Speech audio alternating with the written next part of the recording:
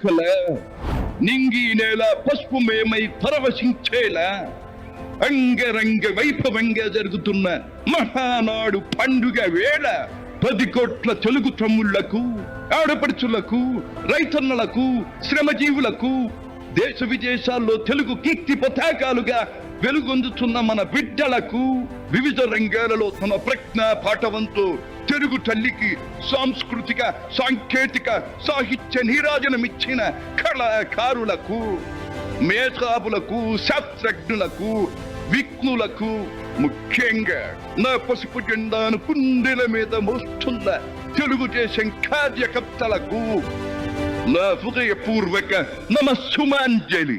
సరిగ్గా 43 ఏళ్లయింది నా తెలుగు వారి కోసం, నా తెలుగు జాతి ఆత్మ గౌరవం నిలపడం కోసం తెలుగుదేశం పార్టీ స్థాపించి.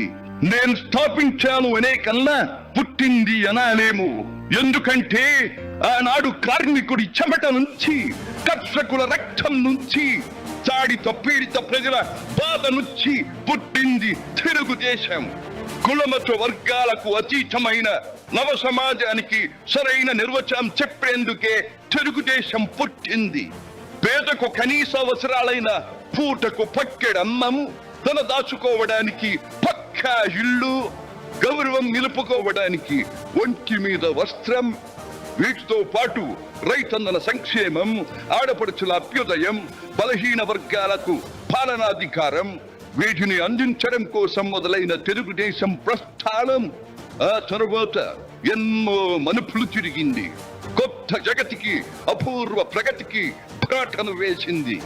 హైదరాబాద్, సికింద్రాబాద్ లకు ట్యాంకు బండతో నేను సాంస్కృతిక వారధి కడితే, ఆ తరువాత సైబరాబాద్ అనే కొత్త నగరాన్ని పుట్టించి తెలుగు నేలకు, ఆధునిక ప్రపంచానికి సాంకేతిక వారధిని కట్టించిన వాడు చంద్రబాబు. లక్షల రూపాయల జీతం గురించి ఏమారైనా కలగన్నామా? దాన్ని సాధ్యం చేసింది నా తెలుగుదేశం ప్రభుత్వమే అని చెప్పడానికి నాకు గర్వకారణంగా ఉంది. డోక్రా సంఘాలతో నా ఆడపడుచులు సాధించిన ఆర్థిక స్వాతంత్ర్యం చూసి నాకు సంతృప్తిగా ఉంది. గోదావరిని కృష్ణమ్మతో కలిపేది ఎప్పుడో పోలవరం తెలుగు వారికి దేవుడిచ్చిన వరంగా రూపొందే శుభదినం ఎప్పుడో అని ఆనాడు నేను ఫలవరించాను. పట్టి సీమతో ఒకటి నెరవేరింది.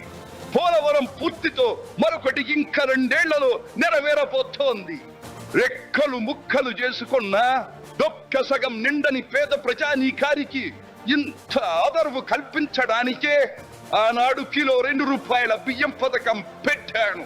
అటువంటిది P4 కార్యక్రమంతో పేదకు పేదరికం నుండి విముక్తిని కలిగించి బంగారు కుటుంబంగా తీర్చిదిద్దే చంద్రబాబు ప్రణాళిక అహో అద్భుతం, మహాద్భుతం.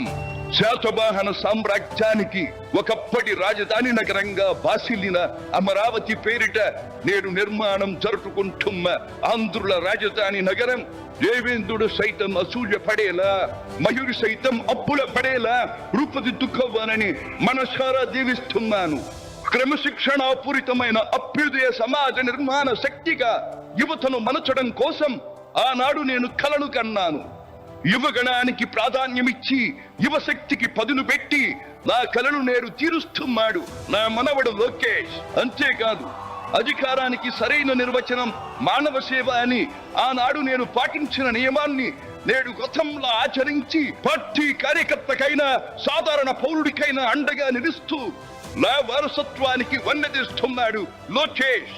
గగన సీమ నుండి ఇది చూసి అయ్యారే ఫలా ఫలా మనవడా ఫలా అని మురిసిపోతోంది నా మనస్సు.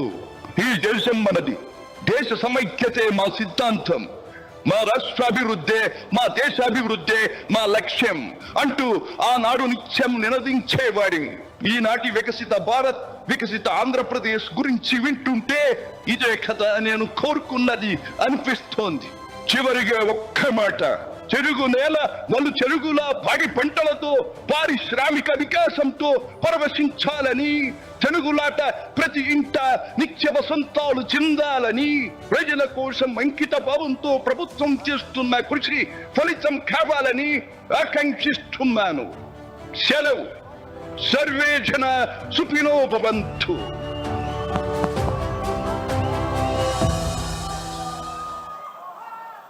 చంద్రబాబు నాయుడు గారు ఇన్ఫర్మేషన్ టెక్నాలజీ అన్న రోజుల్లో అర్థం కాలేదు.